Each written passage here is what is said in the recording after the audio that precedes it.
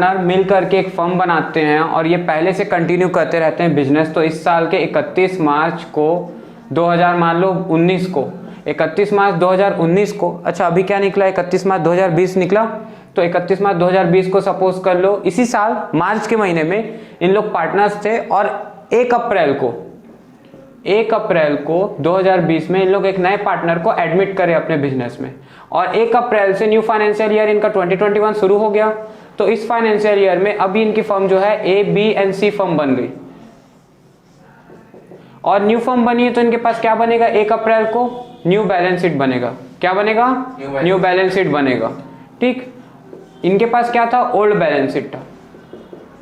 कब का? 31 मार्च का 2 पार्टनर्स का बैलेंस था। होता क्या था, जब भी नया पार्टनर को हम एडमिट करते हैं अपनी बुक्स ऑफ अकाउंट में और एक न्यू रिकॉन्स्टिट्यूशन होता है, यहाँ पे क्या हुआ? रिकंस्ट्रक्शन हुआ या रिकॉन्स्टिट्यूशन हुआ। संविधान बनाते हैं वैसे ही पार्टनरशिप डीड का क्या होता है? रिकॉन्स्टिट्यूशन होता है ऑफ पार्टनरशिप।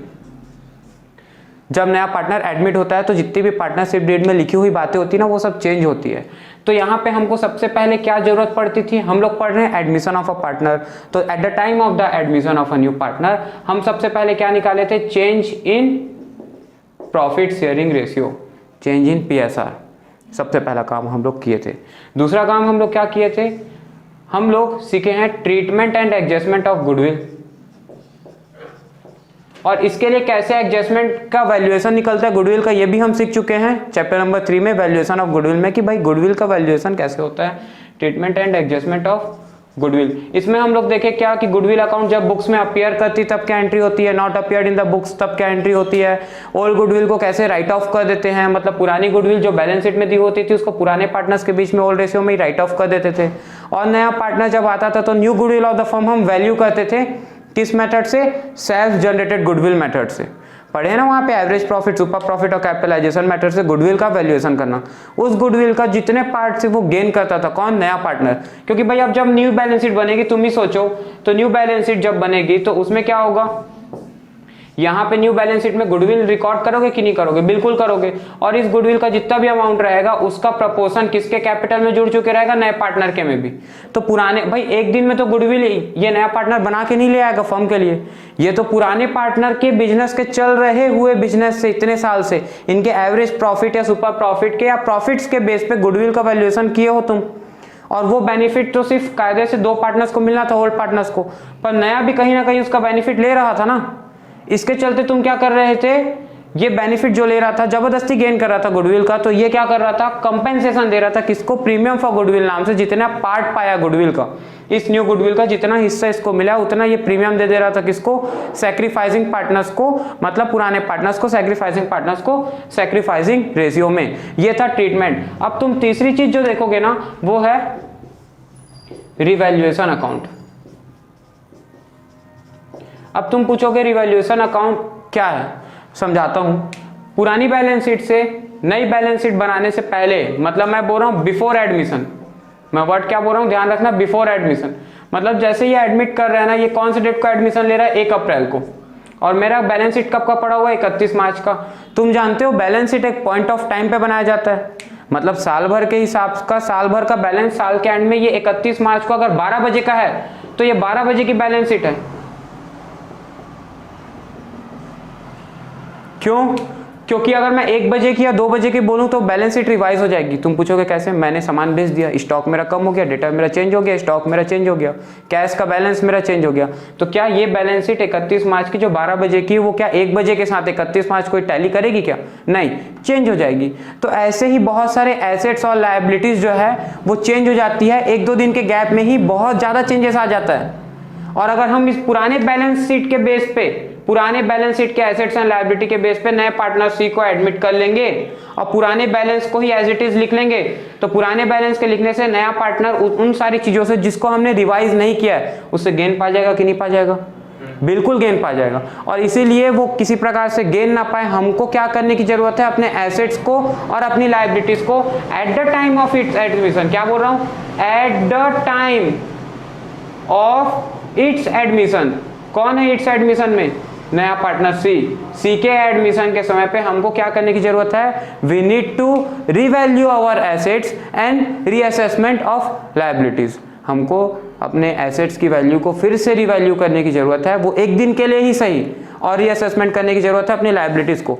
तुम पूछोगे ये कहां से पता चलेगा, ये आपको एडजस्टमेंट में दिए रहेगा, मतलब आपको पुरानी बैलेंस शीट दिए रहेगी क्वेश्चन में, उसके नीचे में आपको पॉइंट्स बना करके एडजस्टमेंट दे देगा, और उन सारे एडजस्टमेंट में आपको बता देगा कि एसेट्स की वैल्यू इतने से बढ़ गई, लायबिलिटी की वैल्यू इतने से घट गई, एक अनरिकॉर्डेड एसेट थे इतने के, या अनरिकॉर्डेड लायबिलिटी थी इतने की, या फिर आपका किसी प्रकार से डेटर था, बैड डेब्ट था, बिल रिसीवेबल था, डिसऑनर्ड हो गया, मतलब ऐसे करके आपको बहुत सारे एडजस्टमेंट दिए रहेंगे। उन एडजस्टमेंट को आपको क्या करना है, रिवाइज करके लिखने की जरूरत है। अब आप एक चीज बताओ, आपने एक बैलेंस शीट बनाई थी 31 मार्च 2020 को, आप 1 अप्रैल 2020 को एक दिन बाद बिफोर एडमिशन पुरानी बैलेंस शीट को फिर से रिवाइज करके फिर से बनाओगे क्या?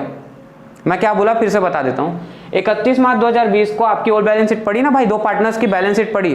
मैं बोल रहा हूं 1 अप्रैल को भी अभी नया पार्टनर एडमिट नहीं हुआ है, ये 1 बजे एडमिशन देना था इसको, पर हम क्या करें 12 बजे की या 1 बजे की जस्ट 1 मिनट पहले की हमको बैलेंस शीट चाहिए थी पुराने पार्टनर्स की रिवाइज्ड अमाउंट पे। तो क्या वो बैलेंस शीट तुम फिर से बनाओगे? ऐसा करना बहुत महंगा पड़ेगा।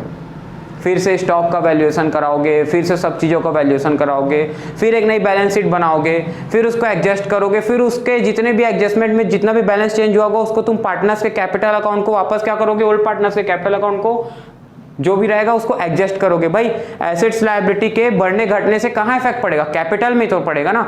Assets is equal to liabilities plus capital होता था, तो अगर एसेट्स बढ़ गया या घट गया, लायबिलिटी बढ़ गई घट गई, तो उसका डायरेक्ट इफेक्ट कहाँ पड़ना है, कैपिटल में पड़ना। ये तुम अकाउंटिंग इक्वेशन से जानते हो।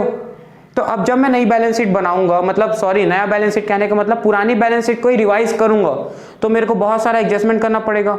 तो इसीलिए मैं बैलेंस शीट ना बना करके डायरेक्ट क्या करूं, पार्टनर से कैपिटल में एडजस्ट कर दूं और उनका निकाल दूं क्या, एडजस्टेड बैलेंस। तुम पूछोगे वो कैसे होगा, मैं बोलता हूं बैलेंस शीट नहीं बनाऊंगा, एक और तरीका है मेरे पास।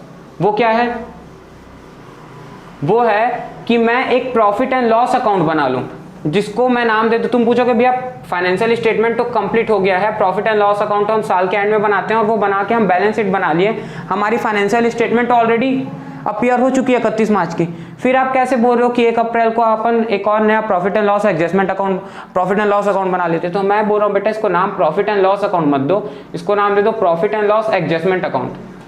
हम एडजस्टमेंट करने के लिए एक अकाउंट क्रिएट कर लिए हैं, मतलब एक छत बना लिए हैं, और इस छत में हमारा सेम रूल लगेगा जो लगता था प्रॉफिट एंड लॉस अकाउंट में। बताओ कौन सा रूल लगता था? नॉमिनल अकाउंट का रूल लगता था। वो क्या होता था, debit all expenses and losses, credit all income and gain. अगर इसको मॉडर्न अप्रोच से भी समझोगे तो डेबिट में expenses and losses account having debit balance, income and gain having credit balance. तो जो भी आपका एक्सपेंसेस एंड लॉसेस है फर्म में, उस किस चीज में एक्सपेंस एंड लॉसेस, किस चीज में इनकम एंड गेन, इस बैलेंस से रिवाइज्ड बैलेंस तक, रिवाइज्ड बैलेंस तक जो बैलेंस चेंज हुआ है ना, एसेट्स और लायबिलिटीज का बढ़ा है घटा है, वो उसके इनकम और गेन को आप रिकॉर्ड करो। एग्जांपल मान लो आपकी बिल्डिंग की वैल्यू थी, मैं क्या बोला हूं, क्रेडिट साइड में क्या आएगा, इनकम एंड गेन, और डेबिट साइड में क्या आएगा, एक्सपेंस एंड लॉसेस। किसके हिसाब से, फर्म के हिसाब से, क्योंकि आप फर्म के बिहाफ में अकाउंटिंग कर रहे हो। आई बात समझ में? तीसरी चीज, यहां पे मान लो आपकी बिल्डिंग की कीमत दी हुई थी 1 लाख, एसेट साइड में यहां बैलेंस शीट में बिल्डिंग की कीमत दी थी 1 लाख, और आपको बोल दिया कि building is appreciated up to 150%। Additional information में यहां पे लिख दिया है building is appreciated up to 150%। इसका मतलब क्या है कि बिल्डिंग की वैल्यू को मेरे को रिवाइज करना है, 150% तक ला के रखना है। तो ये कितने परसेंट के बराबर होगा, 100% के बराबर होगा। तो डिवाइड बाय 100 कर दूंगा और मल्टीप्लाई बाय कितना कर दूंगा, 150। तो 1.5 लाख रुपए इसकी क्या आ गई, नई कीमत आ गई। तो बिल्डिंग की कीमत कितने से बढ़ गई, 50,000 से बढ़ गई। जितने से बढ़ी है उतने से मेरे लिए क्या है, इनकम है कि नहीं है। इंक्रीज इन एसेट्स मेरे लिए क्या हो जाएगा, इनकम हो जाएगा ना। तो मैं किस साइड में उसको लिखूंगा, बाय, जिस नाम से बढ़ी है, बाय बिल्डिंग, बिल्डिंग बढ़ी ना तो बाय बिल्डिंग लिख दूंगा और 50,000 लिख दूंगा। सिमिलरली अगर मान लो एक रेंट आउटस्टैंडिंग था 2,000 रुपए का पिछले साल का, उसको आप बुक में रिकॉर्ड नहीं करे थे, and outstanding rent of previous year was not accounted in the books of account, ये लिखा हुआ है।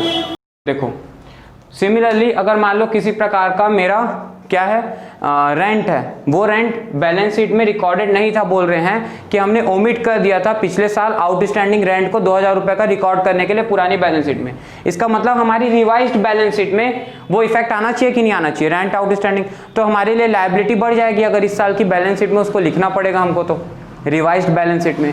तो हमारे लिए क्या हो जाएगा, इंक्रीज इन लायबिलिटी हो जाएगा। इंक्रीज इन लायबिलिटी हमारे लिए क्या है, खर्चा है, एक्सपेंसेस है या लॉसेस है, क्योंकि भाई मेरा लायबिलिटी बढ़ रहा है, मेरा एसेट बढ़ता तो इनकम है, लायबिलिटी बढ़ेगी तो एक्सपेंस है, एसेट्स कम होगा तो खर्चा है और लायबिलिटी कम होगी तो फायदा है।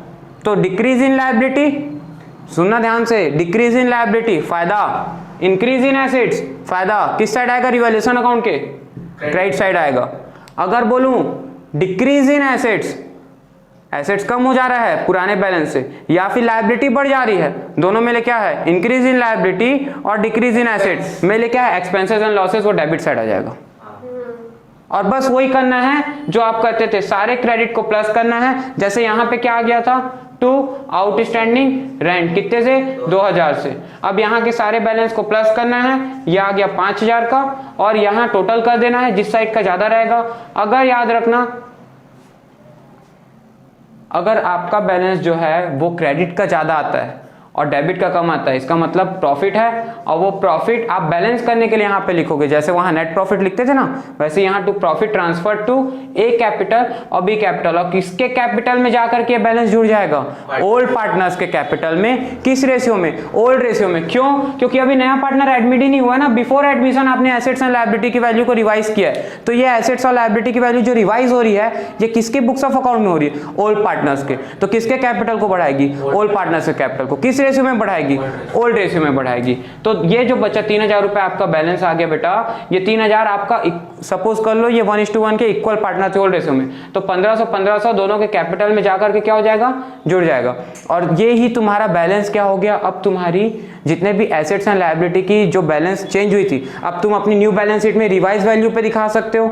मतलब अब तुमको पुरानी बैलेंस शीट के वैल्यू पे नहीं दिखाना है, जो जो एडजस्टमेंट में जितना जितना बढ़ गया। जैसे बिल्डिंग इस साल नया बैलेंस शीट बनाओगे तो आप कितना दिखाओगे, 1.5 लाख दिखाओगे, और वो 1.5 लाख दिखा रहे हो तो उसके लिए सारे एडजस्टमेंट आपके क्या कैपिटल में हो चुके हैं, बिल्कुल हो चुके हैं। अच्छा सॉरी, ये हमने 50,000 था, हमने इसको 5000 के हिसाब से अभी अकाउंटिंग कर दिया, ये 2000 था, ठीक है, 1 0 कम के हिसाब से कर दिए। सपोज करो 5000 से ही बिल्डिंग बढ़ी, तो जितने से बढ़ी है टोटल बढ़ी हुई कीमत दिखा पाएंगे, और उसके लिए हमने अपने कैपिटल ओल्ड पार्टनर्स के कैपिटल को क्या कर लिया है, न्यू बैलेंस के हिसाब से रीएडजस्ट कर लिया है। क्या अकाउंट बना के, profit and loss adjustment account, इसी को बोलते हैं क्या, रिवैल्यूएशन अकाउंट। मतलब नई बैलेंस शीट में क्या क्या इफेक्ट पड़ गया, तो नई बैलेंस शीट में आप सारे एसेट्स को रिवाइज्ड वैल्यू पे लिख सकते हो, नई वैल्यू पे लिख सकते हो, रिवाइज्ड हुए बैलेंस पे लिख सकते हो, और सारी लायबिलिटीज को भी आप किस बैलेंस पे लिख सकते हो, रिवाइज वैल्यू पे लिख सकते हो। तो उससे जितना भी इफेक्ट पड़ा होगा वो अल्टीमेटली आपने इफेक्ट को कैपिटल के नाम से रिवैल्यूएशन प्रॉफिट ऑलरेडी जोड़ दिया है, या जो भी रिवैल्यूएशन का इफेक्ट था वो आपने कैपिटल में क्या कर दिया है, यहां से एडजस्ट कर दिया। अगर लॉस आता मतलब खर्चा ज्यादा आता और इनकम कम होती तो यहाँ पे क्या आ जाता, to loss transfer to A capital B capital, और वो भी ओल्ड रेशियो में पार्टनर्स के कैपिटल से कम हो जाता। क्या बोला मैं, समझ में आया? तो ये रिवैल्यूएशन अकाउंट का इफेक्ट आपके कैपिटल को एडजस्ट कर दिया ओल्ड पार्टनर्स के, जिसके चलते आप अपनी नई बैलेंस शीट में रिवाइज्ड वैल्यू को दिखा पाओगे, एसेट्स का भी और लायबिलिटीज का भी, और ऐसे बैलेंस शीट जो है वो न्यू बैलेंस शीट के हिसाब से रिवाइज्ड वैल्यू पे इक्वेट हो पाएगी। मेरी बात समझ में आई? जिससे इफेक्ट भी पड़ गया पार्टनर्स कैपिटल में जो पढ़ना था, और बैलेंस शीट भी नए बैलेंस के साथ इक्वेट हो गई। ये था रिवैल्यूएशन अकाउंट का कॉन्सेप्ट। अगले वीडियो में हम लोग देखेंगे profit and loss, treatment of reserve undistributed profit, और कुछ फिक्टिशियस एसेट जिनको हम राइट ऑफ करते हैं बुक्स ऑफ अकाउंट से, उनके एडजस्टमेंट एंड ट्रीटमेंट क्या होती है, और सिंगल एडजस्टमेंट एंट्री उनकी क्यों हम पोस्ट करते हैं जब हम उन बैलेंसेस को अपनी नए बैलेंस शीट में ब्रॉट डाउन करना चाहते हैं। तो थैंक यू।